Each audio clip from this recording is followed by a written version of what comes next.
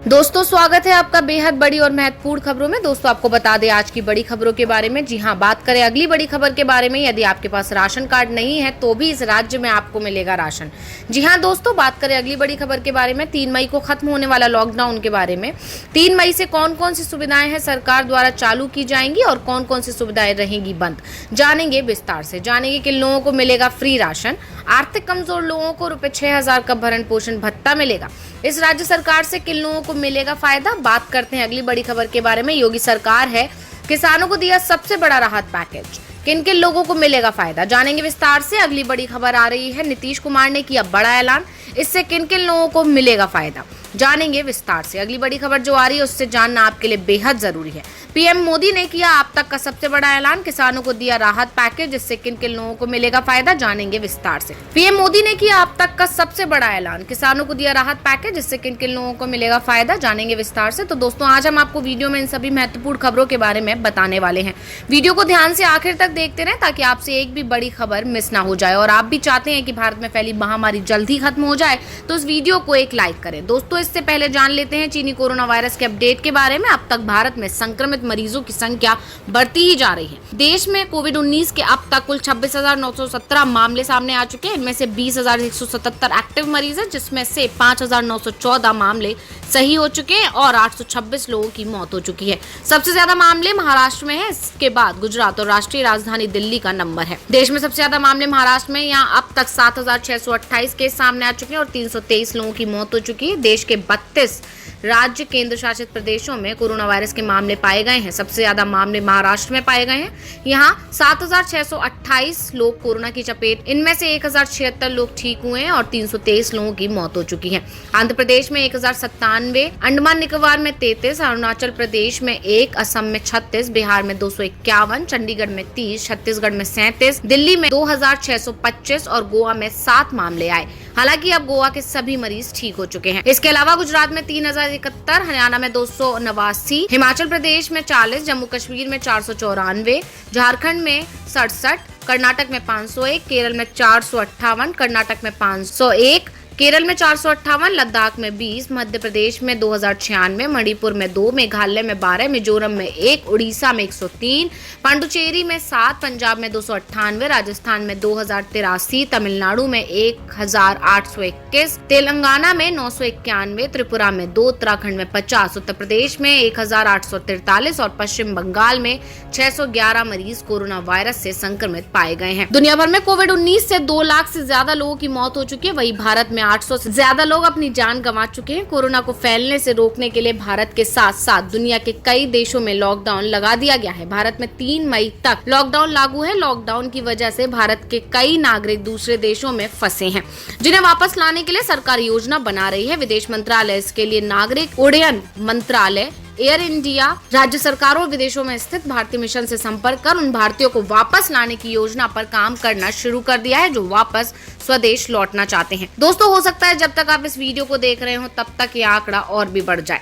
इसी के साथ चलते हैं अगली बड़ी खबर की ओर। सूत्रों ने बताया कि विदेश में फंसे भारतीयों को वापस लाने के लिए विशेष उड़ानों और नियमित उड़ानों का ही सहारा लिया जाएगा, लेकिन लॉकडाउन की स्थिति के आधार पर अलग अलग राज्यों के लिए इसे अलग अलग तरीके से अमल में लाया जाएगा। इसके लिए नागरिकों को टिकटों के पैसे देने होंगे। बता दें कि बीते 24 मार्च से हजारों भारतीय विदेशों में फंसे हैं और खासतौर पर खाड़ी देशों में। उधर खाड़ी देशों द्वारा अपने नागरिकों को वापस ले जाने के लिए भारतीय राजनयिकों पर दबाव डाला जा रहा है। उन क्षेत्रों में काम करने वाले लोगों की वापसी के लिए भारत में विशेष रूप से राजनीतिक मांगे आई हैं, खासतौर पर केरल से। इस मुद्दे पर विदेश मंत्रालय राज्य सरकारों और विदेश में स्थित भारतीय मिशन के साथ मिलकर काम कर रहा है और जो भारतीय वापस लौटना चाह रहे हैं उनका पंजीकरण करवा रहा है। कई देशों में फंसे भारतीयों को वापस लाया जाएगा, लेकिन उड़ान टिकटों के पैसे नागरिकों को खुद वहन करने पड़ेंगे। केंद्र सरकार का आदेश दिल्ली में लागू। रिहायशी दुकानें खोलने का केंद्र सरकार का आदेश दिल्ली में भी लागू कर दिया गया है। सीएम केजरीवाल ने कहा, केंद्र सरकार के आदेश को हम दिल्ली में लागू कर रहे हैं। जो रिहायशी इलाके में दुकानें हैं, एकल दुकानें हैं, वो खुलेंगी। कोई market, shopping mall, market complex नहीं खुलेगा। अगले 1 हफ्ते तक हम इस आदेश के अलावा और कुछ खोलने की इजाजत नहीं दे रहे हैं और कंटेनमेंट जोन में कोई दुकान नहीं खुलेगी।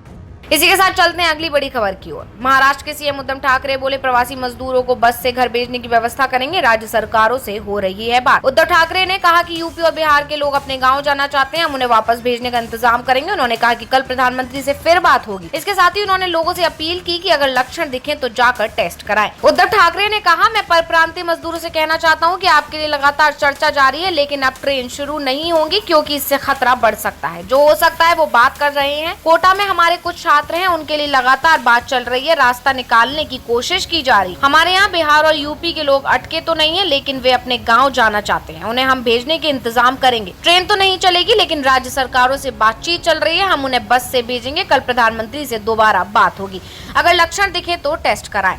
इसके साथ ही उन्होंने कहा कि जो लोग छुप रहे हैं और टेस्ट नहीं करा रहे हैं, अगर आपको लक्षण है तो जरूर टेस्ट कराएं। उन्होंने कहा अगर लक्षण नजर आता है तो तुरंत डॉक्टर को जाकर बताएं। कोरोना के लिए दवाई नहीं है, फिर भी अगर सही से हमने हमारा ख्याल रखा तो इससे बचा जा सकता है। अपने आसपास जो सरकारी अस्पताल है वहां जाकर आप इसे बता सकते हैं। उद्धव ठाकरे ने कहा, मैं परप्रांतीय मजदूरों से कहना चाहता हूँ कि आपके लिए लगातार चर्चा जारी है, लेकिन अब ट्रेनें शुरू नहीं होंगी क्योंकि इससे खतरा बढ़ सकता है। जो हो सकता है वो बात कर रहे हैं। कोटा से हमारे कुछ छात्र हैं, उनके लिए लगातार बात चल रही है, रास्ता निकालने की कोशिश की जा रही है। हमारे यहाँ बिहार और यूपी के लोग अटके हैं तो नहीं है, लेकिन वे अपने गांव जाना चाहते हैं, उन्हें हम भेजने की इंतजाम करेंगे। ट्रेन तो नहीं चलेगी, लेकिन राज्य सरकारों से बातचीत चल रही है, हम उन्हें बस से भेजेंगे। कल प्रधानमंत्री से दोबारा बात होगी, अगर लक्षण दिखे तो टेस्ट कराएं। इसके साथ ही उन्होंने कहा जो लोग छुप रहे हैं और टेस्ट नहीं करा रहे, अगर आपको लक्षण है तो जरूर टेस्ट कराएं। उन्होंने कहा अगर लक्षण नजर आता है तो तुरंत डॉक्टर को जाकर बताएं। कोरोना के लिए दवाई नहीं है, फिर भी अगर सही से हमने हमारा ख्याल रखा तो इससे बचा जा सकता है। अपने आसपास जो सरकारी अस्पताल है वहां जाकर आप इसे बता सकते। सीएम ठाकरे ने बताया कि 80% मरीज एसिम्प्टोमेटिक हैं और 20% ऐसे मरीज हैं जिनके हल्के, गंभीर या बेहद गंभीर लक्षण है। इसके अलावा उन्होंने 2 पुलिस वालों की मौत पर दुख व्यक्त किया। उन्होंने कहा, मैं उन्हें श्रद्धांजलि देता हूं, सरकार की नीति के अनुसार उनके परिवारों का समर्थन किया जाएगा। हमारी सेवा कर रहे पुलिस, डॉक्टर और सफाई कर्मचारी भगवान। अक्षय तृतीया त्योहार को लेकर उन्होंने कहा कि आज कोई उत्सव नहीं हो रहा है, इसके लिए वे आभारी हैं। वहीं रमजान को लेकर उन्होंने लोगों से अपील की कि इबादत करने के लिए वे बाहर ना जाएं। मुख्यमंत्री ने कहा, हर कोई पूछ रहा है कि भगवान कहाँ है। भगवान उन सभी में है जो इन मुश्किल समय में हमारी सेवा कर रहे हैं, पुलिस, डॉक्टर, सफाई कर्मचारी और दूसरे लोग। मुख्यमंत्री ने ये भी कहा कि दूसरे राज्यों से वे तुलना नहीं करना चाहते हैं। महाराष्ट्र में 2 घंटे पहले तक 1,08,972 लोगों की जांच की गई है। 1,01,962 लोग नेगेटिव हुए और 323 लोगों की मौत हो गई है। पिछले कुछ दिनों में कोरोना के मामले कभी बढ़ रहे हैं, कभी कम हो रहे हैं, लेकिन कुछ जगहों पर मामले बढ़ रहे हैं जिसमें अधिकांश लोगों में कोई लक्षण नहीं है। बर्ली में जिस तरह से काम किया है उसी की तारीफ केंद्र से आई टीम ने भी की है। वर्ली और गोरेगांव में भी बड़े पैमाने में तैयारी की है। इसी के साथ चलते हैं अगली बड़ी खबर। इस रेडियो कार्यक्रम के दौरान देश की जनता को संबोधित करते हुए पीएम मोदी ने मुस्लिमों से रमजान के महीने में घर में रहकर इबादत करने की अपील की है। रमजान का पाक महीना चल रहा है और इसी बीच आज पीएम मोदी ने अपने रेडियो कार्यक्रम मन की बात के जरिए देश को संबोधित किया। उन्होंने इस दौरान कहा कि कोरोना संकट में जान बचाना हमारी पहली प्राथमिकता है और इसलिए लोगों से घर में रहकर रमजान मनाने की गुजारिश है। इसके साथ ही उन्होंने कहा है कि इस बार रमजान में पहले से अधिक इबादत की जाए ताकि ईद तक कोरोना वायरस का प्रकोप कम हो जाए। पीएम मोदी ने कहा, रमजान का पवित्र महीना शुरू हो गया। जब पिछली बार रमजान मनाया गया था तो किसी ने सोचा भी नहीं था कि इस बार रमजान में इतनी बड़ी मुसीबतों का सामना करना पड़ेगा। अब जब पूरे विश्व में ये मुसीबत आ गई है तो हमारे सामने अवसर है इस रमजान को संयम, सद्भावना, संवेदनशीलता और सेवा भाव का प्रतीक बनाएं। इस बार हम पहले से ज्यादा इबादत करें ताकि ईद आने से पहले दुनिया कोरोना से मुक्त हो जाए और हम पहले की तरह उमंग और उत्साह के साथ ईद मनाएं। पीएम मोदी ने आगे कहा, मुझे विश्वास है कि रमजान के इन दिनों में स्थानीय प्रशासन के दिशा निर्देशों का पालन करते हुए कोरोना के खिलाफ चल रही इस लड़ाई को हम और मजबूत करेंगे। सड़कों पर, बाजारों में फिजिकल डिस्टेंसिंग के नियमों का पालन करेंगे। मैं आज सभी कम्युनिटी लीडर के प्रति भी आभार प्रकट करता हूं जो 2 गज दूरी और घर से बाहर नहीं निकलने को लेकर लोगों को जागरूक कर रहे हैं। गौरतलब है कि इस्लामिक कैलेंडर के मुताबिक साल का 9वां महीना रमजान का होता है। रमजान के महीनों में मुस्लिम समुदाय के लोग रोजा रखते हैं और इबादत करते हैं। 30 रोजों के बाद ईद का त्योहार मनाया जाता है। इसी के साथ चलते हैं अगली बड़ी खबर की ओर। बिहार आपदा केंद्रों में कुछ इस तरह लोगों को राहत पहुंचाई रही है। नीतीश सरकार बच्चे से लेकर बुजुर्ग तक को मिल रही हैं ये सुविधाएं। कोरोना की लड़ाई में आपदा विभाग की इस पहल की हर तरफ सराहना। नीतीश सरकार ने राहत केंद्रों में रह रहे लोगों को जिस तरह राहत देने की एक वायदा की है वो काबिले तारीफ है। बिहार सरकार ने राज्य में 2 आपदा केंद्र बनवाए हैं। जो लॉकडाउन की वजह से फंसे या ऐसे लोग जिनका कोई नहीं है, उन्हें न सिर्फ रहने और खाने की व्यवस्था की, उन्हें घर जैसा माहौल भी दिया जा रहा है। पटना के क्वारंटाइन सेंटर में रह रहे लोगों को फ्लैट, कटोरी, पानी पीने का ग्लास, जूस की बोतल और बिस्किट वगैरह मुहैया कराए जा रहे हैं। पटना में 2 जगहों पर ऐसे केंद्र खुले हैं। आपदा प्रबंधन विभाग के प्रधान सचिव प्रत्यय अमृत ने सभी जिला पदाधिकारियों को पत्र लिखकर कहा है कि क्वारंटाइन में रहने वाले आपदा केंद्रों में सभी व्यक्तियों को खाने के लिए स्टील की थाली, कटोरी एवं गिलास दिए जाएं, जिसका उपयोग वे यहाँ रहने के दौरान करेंगे और घर लौटते समय इन्हें वे अपने साथ ले जा सकेंगे। उसी प्रकार बच्चों को भी एक स्टील की छोटी थाली, कटोरी एवं गिलास उपलब्ध कराया जाएगा। राहत केंद्रों में रहने वाले सभी पुरुषों को एक लुंगी, धोती, गंजी व गमछा, महिलाओं को एक अदद साड़ी, ब्लाउज, बच्चों को एक शर्ट पैंट और बच्चियों के लिए एक फ्रॉक पैंट उपलब्ध कराई जाए। इसके अतिरिक्त सभी महिलाओं के लिए सैनिटरी नैपकिन की व्यवस्था भी की जाए। लोगों को नहाने एवं कपड़ा धोने के लिए एक साबुन, शैम्पू पाउच, तेल, कंघी, छोटा शीशा, दूध, पेस्ट और टूथब्रश उपलब्ध कराया जाए। राहत केंद्र एवं विद्यालय क्वारंटीन सेंटर में रह रहे व्यक्तियों को पका हुआ भोजन 2 बार उपलब्ध कराया जाए। इसके अतिरिक्त सुबह का नाश्ता भी दिया जाना चाहिए। राहत केंद्रों में रह रही महिलाओं एवं पुरुषों अगर भोजन तैयार करते हैं तो उन्हें मेहनताना मिलेगा। किसी भी हालत में बासी भोजन का इस्तेमाल न किया जाए। दूध 6 वर्ष तक के बच्चों सहित सभी वयस्कों को 2 वक्त मुहैया कराया जाए। इसी के साथ चलते हैं अगली बड़ी खबर की ओर। बिहार बिजली गिरने से 12 लोगों की मौत। सीएम नीतीश कुमार ने मृतकों के परिवार को 4-4 लाख देने की घोषणा की। बिहार में बिजली गिरने से 12 लोगों की मौत हो गई। नीतीश कुमार ने परिवार वालों को 4-4 लाख मदद राशि देने की घोषणा की है। बिहार के सारण, जमुई और भोजपुर में बिजली गिरने से हुए 12 लोगों की मौत हो गई है। इस पर अब बिहार के मुख्यमंत्री नीतीश कुमार ने शोक संवेदना व्यक्त की। उन्होंने मृतकों के आश्रितों को 4-4 लाख रुपए अनुग्रह अनुदान देने का निर्देश दिया है। बता दें कि बिजली गिरने से सारण में 9, जमुई में 2 और भोजपुर में 1 व्यक्ति की मौत हुई। मुख्यमंत्री नीतीश कुमार ने इस दुखद घटना को लेकर कहा कि आपदा की इस घड़ी में वे प्रभावित परिवारों के साथ हैं। 4-4 लाख रुपए अनुग्रह अनुदान देने के अलावा उन्होंने बिजली से झुलसे हुए लोगों के समुचित इलाज के भी निर्देश दिए और उन्हें शीघ्र स्वस्थ होने की कामना की है। मुख्यमंत्री ने कहा इस बार हुए वज्रपात की तीव्रता काफी अधिक थी। लॉकडाउन की वजह से लोग घरों में थे, इस कारण ऐसी तीव्रता वाले वज्रपात से संभवतः क्षति कम हुई है। मुख्यमंत्री ने लोगों से अपील की है कि सभी लोग खराब मौसम में पूरी सतर्कता बरतें। खराब मौसम होने पर वज्रपात से बचाव के लिए आपदा प्रबंधन विभाग द्वारा समय समय पर जारी किए गए सुझावों का अनुपालन करें। मुख्यमंत्री ने अपील करते हुए कहा कि लोग धैर्य रखें, सचेत रहें, सतर्क रहें, सभी स्वस्थ रहें। उन्होंने कहा है कि लोग लॉकडाउन के नियमों का पालन करते हुए घरों में रहें और सुरक्षित रहें। देश भर में लॉकडाउन बढ़ने के आसार के साथ दिल्ली और आसपास के जिलों में फंसे लाखों प्रवासी मजदूरों की तकलीफें बढ़ गई हैं। जहां तहां फंसे इन मजदूरों को दिन में बड़ी मुश्किल से बस एक वक्त का खाना नसीब हो पाए तो बड़ी बात है। इनका कहना है कोरोना का तो पता नहीं पर भूख से जरूर मर जाएंगे। ऐसी एक मामला है देश की राजधानी दिल्ली में आया है। लॉकडाउन के दौरान महक नाम की एक महिला ने बेटी को जन्म दिया है। ना तो अस्पताल जाने के पैसे थे और न साधन। 22 साल की महक और उनके पति गोपाल उत्तराखंड के नैनीताल के एक गाँव के रहने वाले हैं। पुरानी दिल्ली के टाउन हॉल इलाके की एक बिल्डिंग में मजदूरी करते हैं, लेकिन अब लॉकडाउन के चलते सब बंद है। महक बताती हैं 2 दिन में बस एक बार ही खाना नसीब होता है। बेटी को देख पिता गोपाल के आंसू नहीं रुकते। बातचीत में कहा बस एक मुट्ठी चावल खाया, दूध नहीं उतर रहा है, बेटी को कैसे पिलाऊं। इसी के साथ चलते हैं अगली बड़ी खबर की ओर। नेशनल पेंशन सिस्टम में खाता खुलवाने को मन बना रहे हैं लोगों के लिए एक जरूरी खबर आई है। दरअसल 1 जुलाई 2020 से OPGM के माध्यम से NPS अकाउंट खोलने के नियमों में तब्दीली हो रही है। अब नए नियमों में आपको OPGM के माध्यम से ऑनलाइन NPS अकाउंट खोलने के लिए तस्वीर और हस्ताक्षर भी देना होगा। ये नियम 1 जुलाई 2020 से लागू हो जाएगा। पेंशन फंड रेगुलेटरी एवं डेवलपमेंट अथॉरिटी के एक सर्कुलर जारी किया है, जिसमें उसने जानकारी दी है कि उन्होंने हाल ही में CRAS को एक एडवाइजरी जारी कर साफ किया है कि बिना तस्वीर और हस्ताक्षर के OPGM के माध्यम से NPS अकाउंट नहीं खोले जाएंगे। 5,000 से कैसे बनेंगे 45.5 लाख रुपए।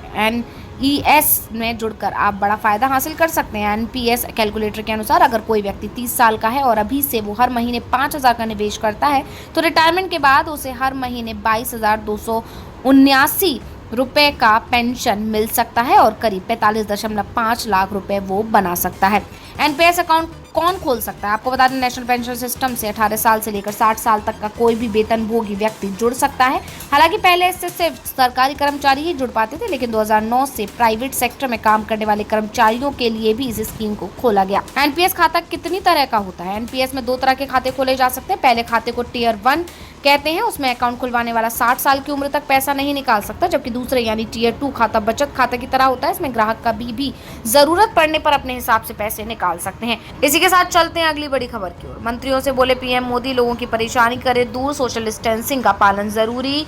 प्रधानमंत्री मोदी की अगुवाई में बुधवार को केंद्रीय कैबिनेट की बैठक हुई। इस दौरान पीएम मोदी ने सभी मंत्रियों से कहा कि मंत्रालयों में सोशल डिस्टेंसिंग का पालन जरूर होना चाहिए।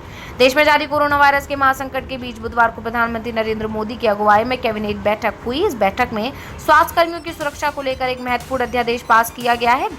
वही प्रधानमंत्री ने सभी मंत्रियों से लॉकडाउन के बाद के कामकाज की जानकारी दी। प्रधानमंत्री ने सीधा संदेश दिया कि आम लोगों की परेशानियों को दूर करने का काम होना चाहिए।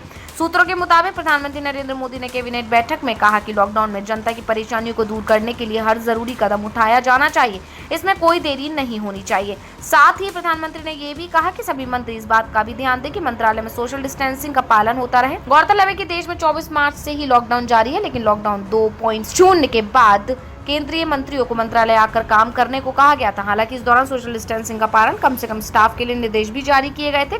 तभी से सभी मंत्रालय में आकर ही मोर्चा संभाले। आपको बता दें बुधवार को ही हुई केंद्रीय कैबिनेट की बैठक में सरकार की ओर से एक अध्यादेश पारित किया गया है, जिसके तहत कोरोना संकट के बीच अगर कोई भी व्यक्ति स्वास्थ्य कर्मी पर हमला करता है तो उसे 3 महीने से लेकर 7 साल तक की सजा हो सकती है, जबकि 50,000 से लेकर 5 लाख रुपए तक का जुर्माना भी लग सकता है। अध्यादेश के अनुसार अगर किसी स्वास्थ्य कर्मी की गाड़ी या क्लिनिक को नुकसान पहुंचाया जाता है तो मार्केट वैल्यू से दोगुने दाम पर वसूली की जाएगी।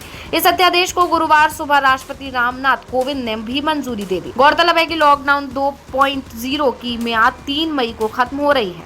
इससे पहले प्रधानमंत्री नरेंद्र मोदी एक बार फिर सभी राज्य के मुख्यमंत्रियों से सीधे संवाद करेंगे, जिसमें लॉकडाउन के बाद की रणनीति पर बात की जाएगी।